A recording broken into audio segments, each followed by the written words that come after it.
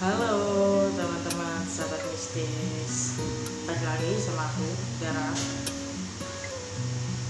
Kalian tahu gak sih, miris gak sih kalau kalian udah percaya seseorang terus kalian dibohongi, pakai ditipu uang dan enak gak? Ya, ciri-ciri dukun atau paranormal palsu kita akan bahas ini ya, tapi dengan santai aja, oke? Uh, Mata batin yang terbuka pertama atau tidak, aktif atau tidak, gimana sih cara bedainnya? Kadang orang bisa mampu untuk bilang dan menstempel atau mengklaim dirinya bahwa aku bisa melihat hantu, aku bisa menyembuhkan orang, aku bisa cleansing, aku bisa buka aura nih, aku bisa baca aura nih. Ya, memang kegunaan mata batin itu bermacam-macam, dan terbukanya mata batin itu macam-macam. Bisa peka indera pendengaran, bisa dipekai indera penciumannya atau indera penglihatannya, dan itu step by step secara bertahap ya, nggak langsung menjadi yang super power gitu. Nah, ini kita bisa lihat walaupun kita ketemu kadang kita ketemu dengan teman kita yang mengaku, misalnya kan banyak nih, bukan saat ini aja, dari dulu, dari awal-awal viralnya dan awal-awal boomingnya, aku juga pernah banyak orang yang datang ke aku mengaku bahwa dirinya bisa melihat demit nih, bisa ngerti prekognisi, retrokognisi nih. Terus ada yang katanya punya kodam siapa sih? Punya kodam ular, blorong katanya gitu. Terus ada juga yang bilang dia itu keturunan kerajaan apa? Kerajaan Sultan Sejagat kek, mau kerajaan apa, aku masa peduli gitu loh. Nah, ada juga yang mengaku bahwa dia terhubung dengan dimensi lain dan mengklaim dirinya indigo. Ada. Jadi sebuah pengalaman itu yang aku alami juga, mungkin kalian pernah mengalami juga atau pernah bertemu dengan orang seperti itu juga, jadi kalian bisa membedakan gitu loh ya. Mata batin terbuka atau tidak, sebagai kita yang orang biasa, gimana sih cara melihat dan membedakannya walaupun kita gak aktif mata batinnya? Sebenarnya pada dasarnya semua orang punya mata batin, cuma bedanya ada yang aktif atau enggak, ada yang aktif atau tidak gitu. Maaf ya kawan-kawan sedikit mentok. Nah, itu gimana sih cara membedakannya? Kayak kita nih ketemu orang terus dia bilang mata batin saya kebuka, kata orang itu, terus kamu ketemu dengan orang itu, kamu cara percayanya gimana? Cara pengen tahunya untuk orang itu membuktikan bagaimana?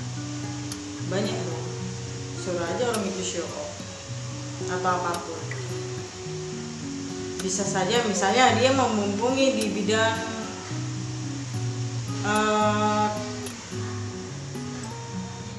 paranormal, atau dia cenayang, atau medium, mediator, atau apapun, terserah. Coba tanya salah satu yang mungkin jarang orang tanya ke orang tersebut. Tanya, dia kalau kikuk jawabnya juga kita bisa membedakan dong. dari body language, cara dia bicara bagaimana kayak gitu loh, cara penyampaian dia bagaimana, kita bisa membedakan. Jadi kalau orang jawabnya bingung, terbata-bata, itu kita juga bisa membedakan ya kan, orang itu hoax atau tidak, orang itu bohong atau tidak, atau intonasinya bagaimana, istilahnya kayak gitu ya.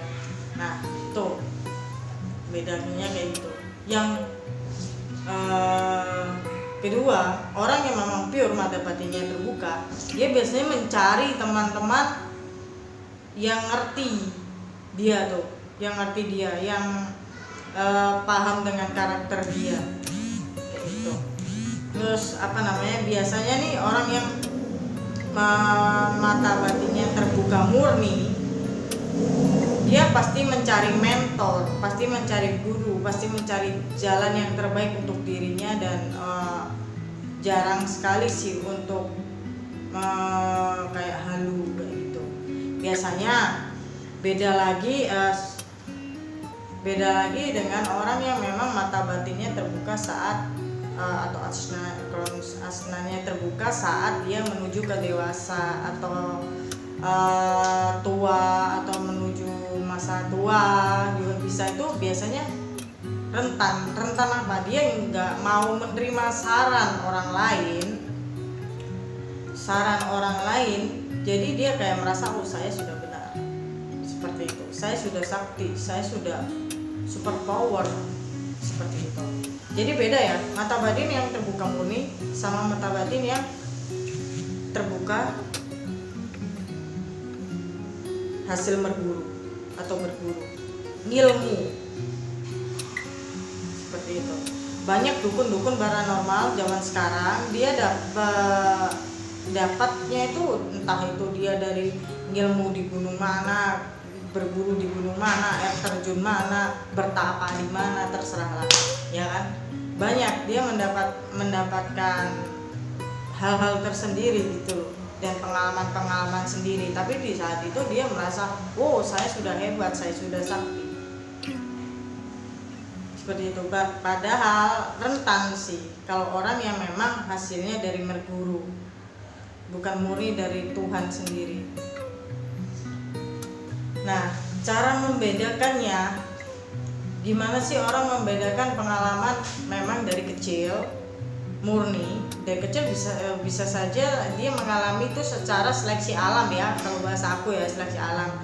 Jadi di umur berapa memang Tuhan mengizinkan untuk mata batinnya dia terbuka, dimensinya terbuka, tirainya terbuka, pintunya terbuka, macam-macam ya. Tadi aku sudah jelaskan, bisa penciumannya lebih peka, terus pendengarannya lebih peka, macam-macam. Dia bisa mendengar yang berhubung lebih halus lagi, bisa itu. Terus bisa melihat ke depan, bisa melihat ke belakang, memprediksi apapun bisa, macam-macam sih fungsi mata batin itu. Nah, membedakannya gimana? Saat orang datang mengaku, atau kamu iseng-iseng cari di YouTube atau cari di Google, cari di Instagram, kalian lagi butuh curhat nih, aku punya masalah, aku punya problem, percintaan atau masalah keluarga, kerjaan, masalah hidup yang fatal, apapun, kalian butuh apa? Orang paranormal. Cara bedanya gimana? Yaitu cara membedakan, kita harus melihat benar-benar profil orang tersebut. Biasanya paranormal yang memang dia pure murni, bukan hasil berburu, biasanya dia apa yang dia jual, apa yang dia buka praktekkan itu tulisan atau deskripsinya itu panjang sekali. Bisa yang pertama hasil copy paste, yang kedua dia copy paste di Google banyak, tapi di kalimatnya agak diganti-ganti. Yang kedua, bisa saja kalimat orang dia tempel di situ. Maksudnya kalimat orang bicara menerangkan, dia tempel, dia salin melalui tulisan. orang berbicara lisan dia menyalin melalui tulisan, itu juga bisa. Jadi harus melihat profilnya benar-benar orang ini seperti apa. Saya membutuhkan sosok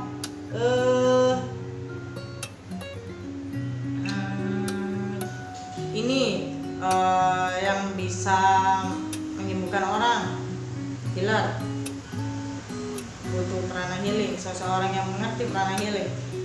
Dilihat dulu profilnya dia seperti apa, orangnya seperti apa, menampakkan foto profilnya atau tidak. Terus memang dia asal usulnya dulu bagaimana, kok bisa terbuka mata batinnya, kok bisa aktif mata batinnya. Ya kalau memang berguru atau ada di perguruan pasti tahu perguruan yang ditunjukkan. Ada kerabat kita juga dia punya perguruan, dia memang asal dari perguruan. Terus saya nggak terlalu tanya panjang lebar ya gitu loh. Jadi dilihat dulu profilnya. Terus zaman sekarang pada saat pandemi corona ini aku tuh aneh, banyak kelas-kelas metafisika, banyak kelas-kelas tarot rider, banyak kelas-kelas ini paranormal, menerima banyak murid dengan donasi 50 sampai 200 ribu gitu loh. Nah lucu gitu, emang kalian yang kalian kejar itu apa? Sekarang kalian mikir pantas ya orang yang memang gak jelas atau bagaimana kalian panggil guru atau sampai kalian ikut gitu loh. Jadi kalian harus bisa pintar-pintar membedakan dari omongannya. Coba kalian lihat itu dia hasil copy paste atau menyontoh kalimat orang lain. Bisa, zaman sekarang canggih loh, orang bisa meniru lewat media apapun loh. Bisa copy paste lewat YouTube, bisa copy paste lewat Google, bisa copy paste lewat kalimat lisan orang lain, bisa loh. Sekarang canggih loh. Jaringan kita juga nggak goblok-goblok amat. Kita bisa dong orang lain ngomong apa terus kita save di memori, terus kita omongkan lagi seakan kita yang mengarang atau mengetahui hal tersebut. Bisa nggak sih? Bisa dong, ya kan? Nah dari situ coba disalin, dicerna lagi, difilter lagi. Benar nggak orang ini? Mampukah orang ini? Memang benarkah bidangnya dia seperti itu? Dibedain, coba digali terus. Pengen tahu soal setan, pengen tahu soal dukun, pengen tahu ini. Coba cari memang orang-orang yang benar-benar ngerti di bidangnya. Yang udah apa ya? Yang sudah punya dia post menjual, oh ya saya membuka praktek ini. Tapi kebanyakan orang yang membuka praktek itu hanya beberapa sih saat ini. Tapi yang Zoom banyak banget, yang online banyak banget juga. Aku beberapa minggu lalu juga dapat DM nih, oh bahas ini aja, karena banyak orang yang pakai Zoom sekarang membuka kelas metafisika, paranormal, demonologi. So gampang itu belajar demonologi, kita ubah.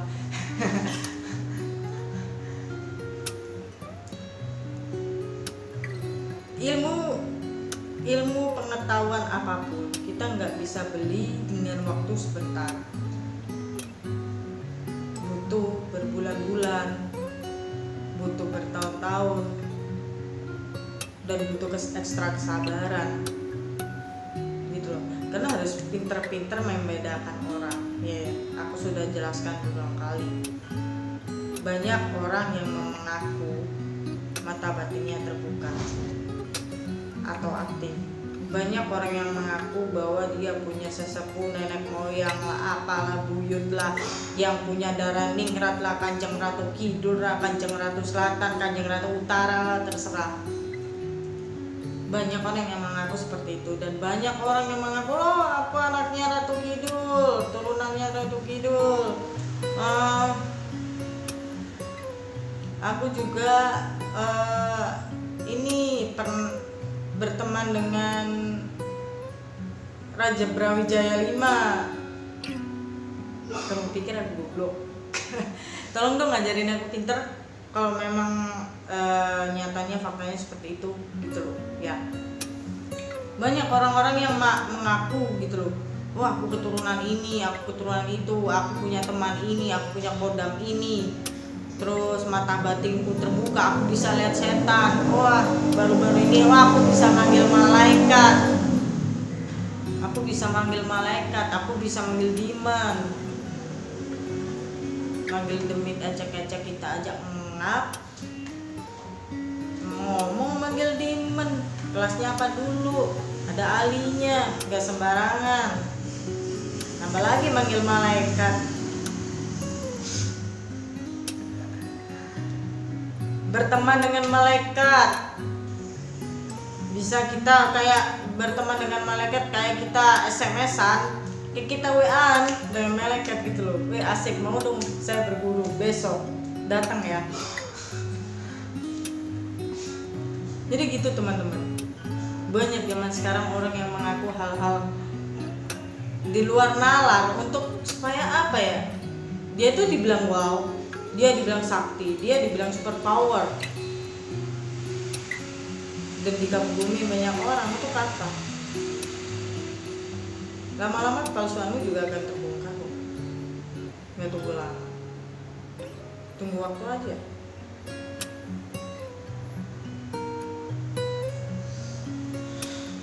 Terserah kalian, terserah kamu gitu loh.